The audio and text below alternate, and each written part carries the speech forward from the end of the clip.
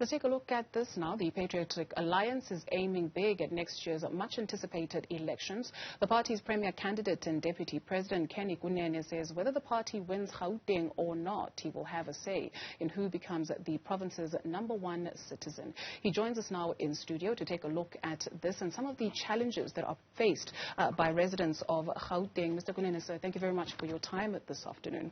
It's a pleasure. I do not believe that we have spoken, so perhaps maybe we can get confirmation for you. Is your name in the hat or in the ring for the premier position, rather, for Gauteng? Yes, thank you very much for having us. Indeed, I am in the running for the premier candidacy of Gauteng.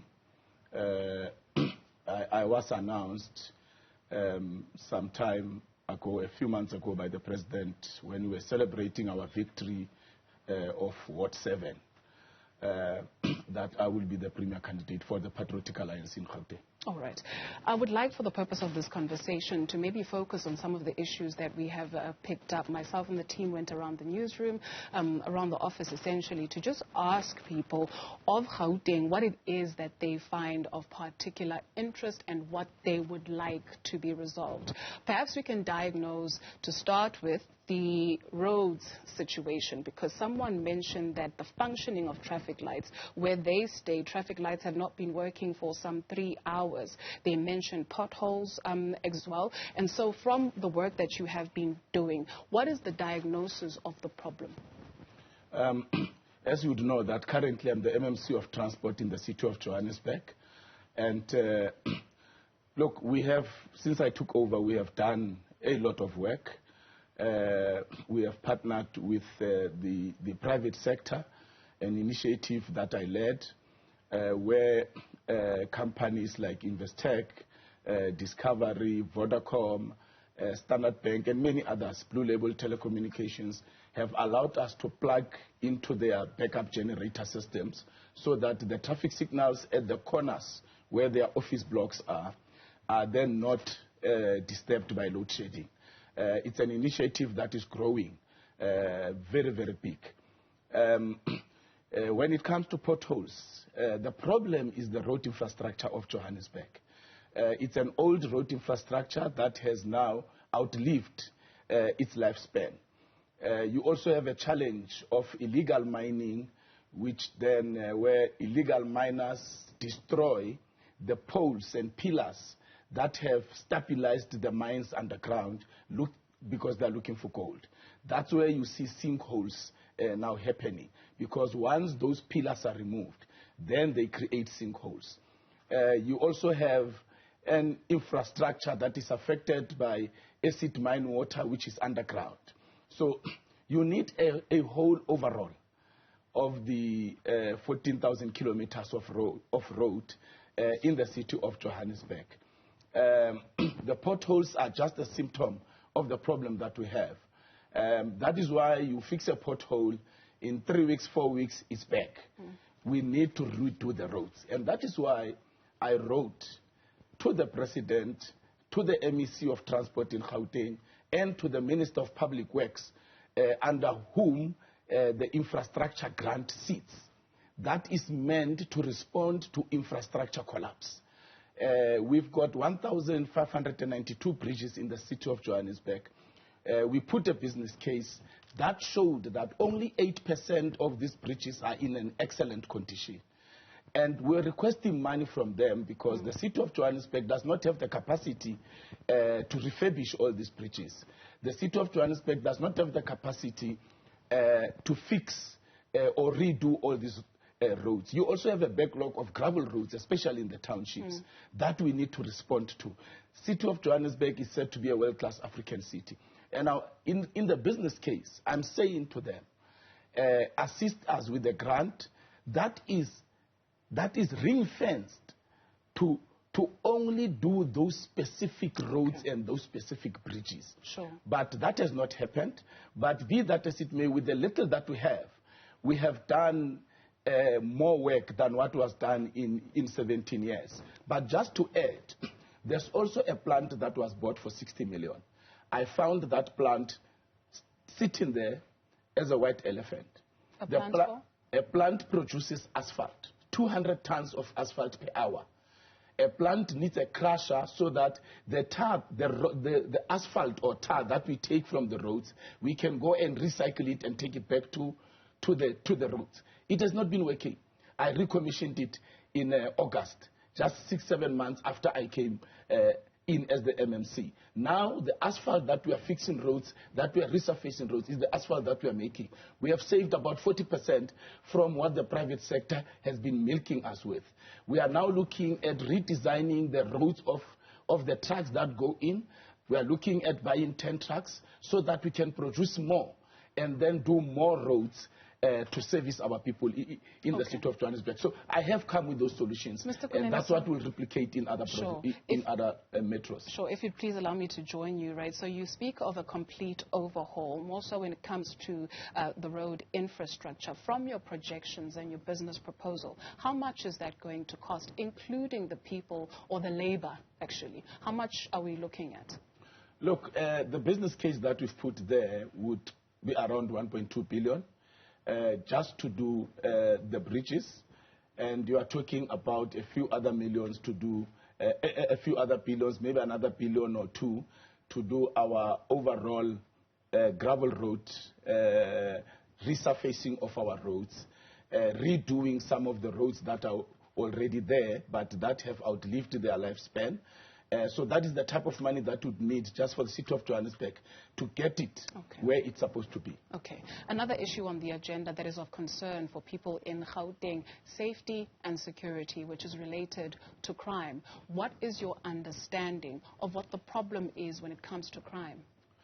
Yeah. Before I answer that one, let me just say the work I'm doing as the MMC of Transport is evidence of what I will do in Gauteng for all the metros and the municipalities in Gauteng, the commitment that I've put in, the solutions that I've brought in.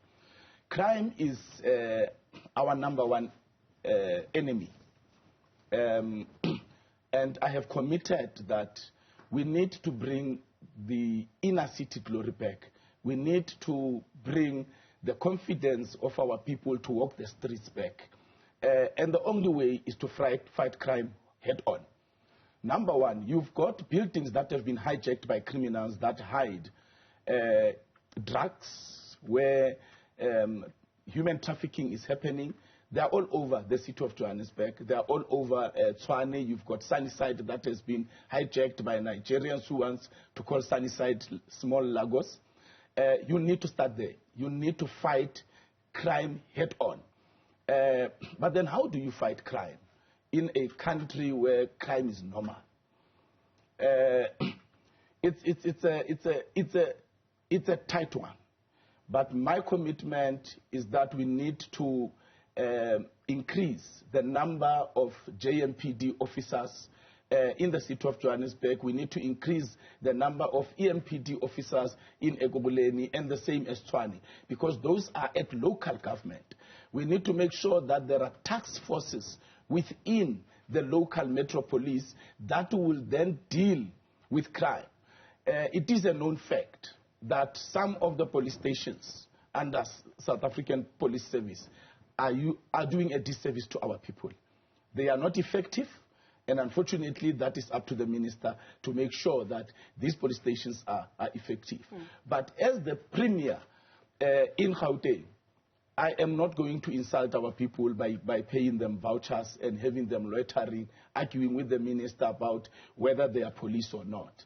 This is a joke on our people. We need to employ them, give them permanent jobs within the JMPD system, and make sure that they are able to patrol our streets. We need to bring back in our townships those street patrollers made up of people who wear uniform, people who are armed, who have been trained properly to arm themselves, so that we can be able. You see, Mr. Kunene, sir, please, criminals. if you'd allow me to join you, Okay. ask PAP. So you've mentioned Sunnyside with the allegation that has been taken over. You've mentioned the issue of hijacked buildings in the city of Johannesburg. It's not just the city of Johannesburg. How can allegationing, but allegationing will tell you that crime ibidlangile, where now the community is forced to pay a certain amount a month to be able to put in maybe gates or barriers or make sure that they protect themselves, whether you're driving on the streets in South Africa or you're taking a walk or you are going to a mall. So crime is so multifaceted in this here, Gauteng and Johannesburg. And so what is the understanding of what drives it? What is the understanding of what drives crime in Gauteng? There's certain crimes that South Africans don't do. And one of the major crimes that are being done in this country is contact crime. That has increased. That will be your murder, your rape, your assault, and so on. The fact is, we've got too many illegal immigrants, people who are not accounted for on the system, who are repeated criminals. They keep on committing crimes without being arrested. If you don't have them on the system, how do you know they repeat the crimes? Because they don't get arrested. But the numbers of the statistics on crime keeps on increasing. And it is because, and you look at the percentage of the people inside prisons, it is mostly South Africans because they can be accounted for, their DNA is there, their fingerprints are there, they can be arrested. But these ones, you've got over 20 million illegal immigrants in this country. Home Affairs is saying 15. That's not what the statistics said currently. Home Affairs says 15 million. They said they're not quite aware, more so with the recent white paper. They say No. The minister said in Parliament, there's over 15 million illegal immigrants, and he does not take into account those who climb on top of crocodiles and cross the rivers to come in this country.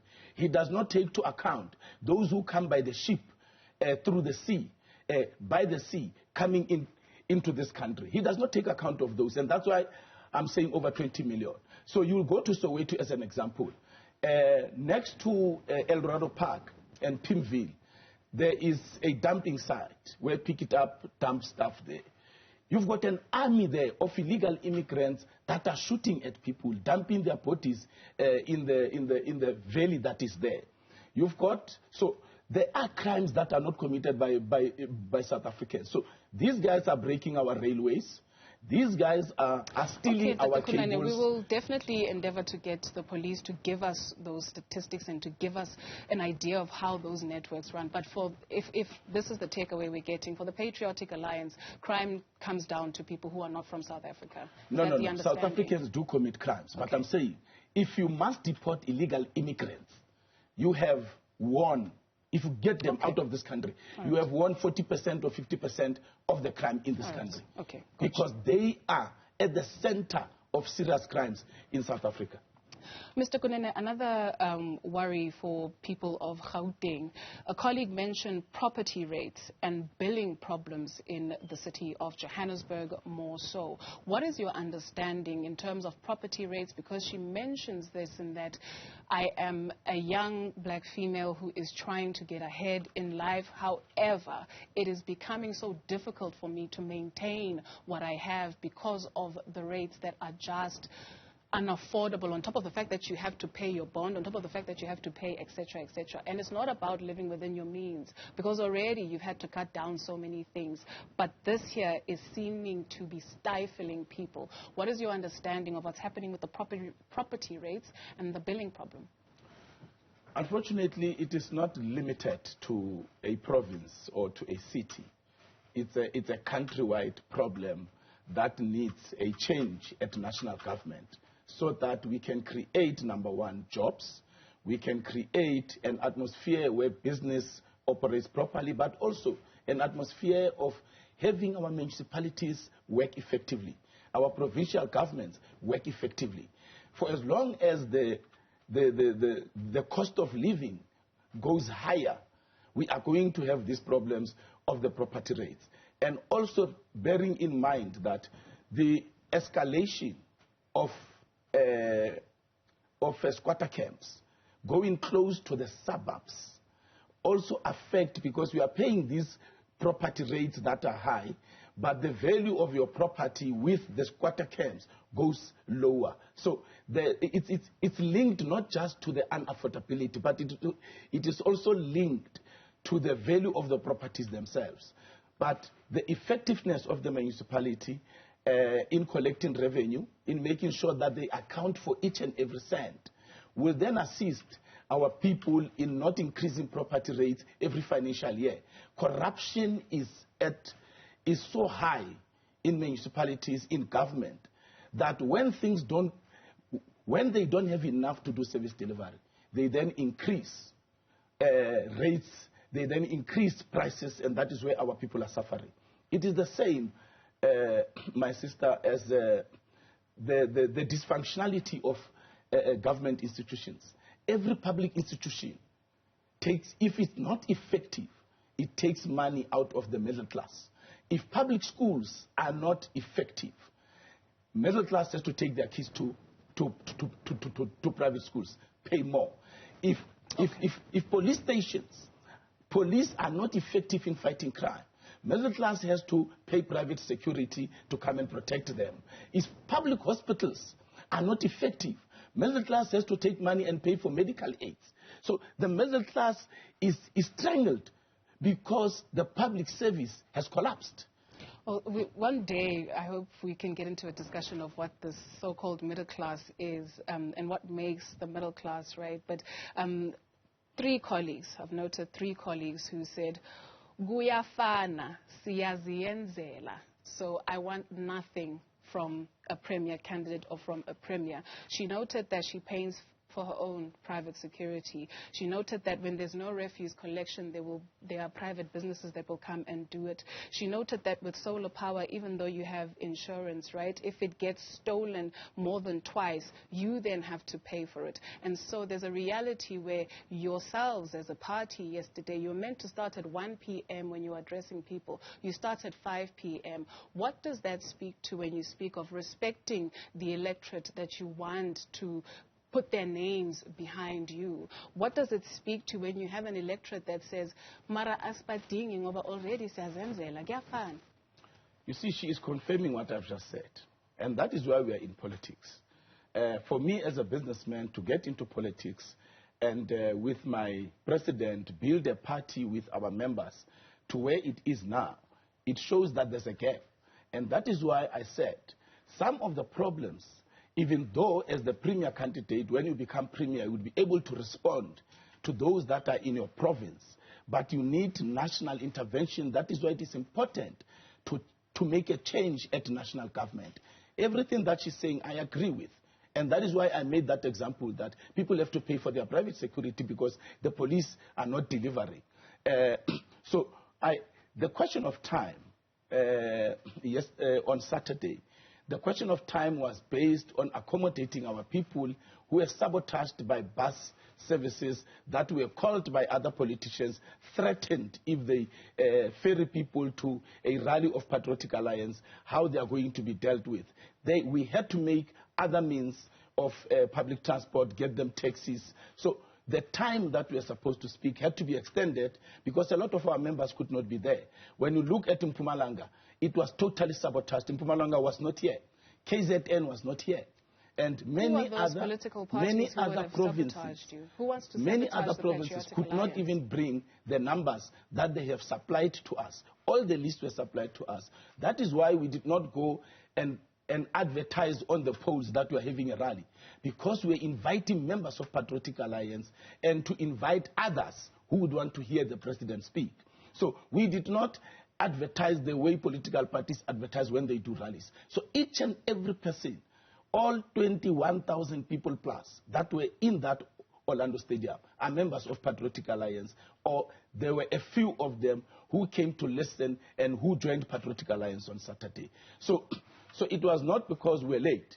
It was because we're accommodating our members as they gave us the issues that they were faced with on the roads. Some of our taxis were shot at, especially the ones from Northwest and the Free State. Who wants to sabotage you? Who wants to sabotage the Patriotic Alliance? Obviously, it's opposition, it's other political parties. There will be elements in other political parties who would not want the PA to fill in a stadium, because if the PA fills in a stadium, it embarrasses them. But also there are those who would not want that to happen, because then it shows the support that the PA has on the ground. And we are confident that we have that support, and we are going to be sitting around the table and deciding who becomes the president or the premier in all the 9 provinces of South Africa. Sure. Mr. Kunene, sir, the understanding is that on the weekend, some people didn't even have water. It's a heat wave. They didn't have food. And so while you were gathering intelligence on where the buses are, who was short, or what had happened, or who was trying to sabotage you, there were people who actually left, and it was down to less than 2,000 people in the stadium. I guess that is an issue for another day. I think you're watching another... No! You had a different wait, I think at the end of the day, we are saying we're taking the people of Gauteng seriously. You're taking your members seriously. So perhaps maybe just hearing from your own people, maybe we will do a follow-up interview where maybe you've done your intelligence or your interviews with people in terms of what happened, and affording them that respect and that care. We are a caring people. We accepted that there were shortcomings. The president has said on the live last night that he's going to do a roadshow and apologize to our people. Whether it was sabotage or the mistakes of those that we deployed, but the president is taking responsibility. We are taking responsibility as the leadership, and we are going to apologize to our people because they wanted to be at Orlando Stadium in numbers. There was plenty of water. There was plenty of food. The only problem is we're sabotaged by the marshals that we have employed, because when they were supposed to marshal the people so that they can stand in proper lines to get their food and water, they themselves started grappling and taking food from the people that were supplying food, and they ended up not being the marshals that we have paid them to be. And we also suspect sabotage there, because all these marshals came from Soweto. So there could be some people that have said, go and be a marshal, go and disrupt. So we have had those challenges, and we have apologized. People left with lots of water to go to their buses. But we made means, a lot of people ate. We made means that people eat, because once we realized what was happening, we then intervened as the leadership. And that is why our people went back. Some are still living today, some will live tomorrow. And where we have housed them, we are feeding them. Okay. We are a very caring party, and that is why our people sat in that stadium until the president had spoken. But there were already others who were outside by the time the president spoke, because they heard that a truck of food was outside. So, but I'm proud of what the Patriots have achieved. I'm proud of what the leadership has achieved. We managed to bring black and colors together in Soweto and unite them as one race, as one people in South Africa, as patriots who love this country and who all agree that Mabahambe, let them go back to their countries if they don't have the right papers. Just one last item on the agenda in terms of concerns of the people of Gauteng. Mothers who have children in matric are worried that Wanaka Wafetsa this year, next year they're going to be looking for a job. That job will want them to have experience. Where would they have gotten the experience from? So if indeed he does become the premier, what's going to be happening with our children who are being wanted, the experience that they don't have? How are you planning to tackle the issue of young people who are going to be leaving school? South Africa is the only country where you are told to go and study. After you study, you are told that you need experience. It is the only country in the world. We don't agree with that. We are saying that young people, once they finish their university studies, they must get to work. We are also saying the 18-year-olds who are not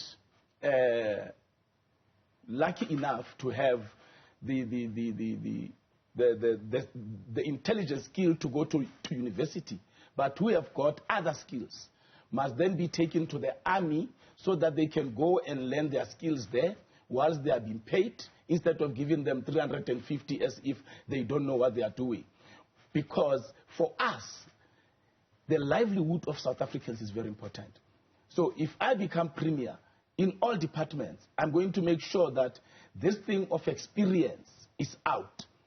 Already here in the city of Johannesburg, I have fought where young women who are colored have been discriminated against. We have another case now where a candidate was the best, yet HR representative said in an interview that we did not know that this woman was a colored. We were targeting white women and black women.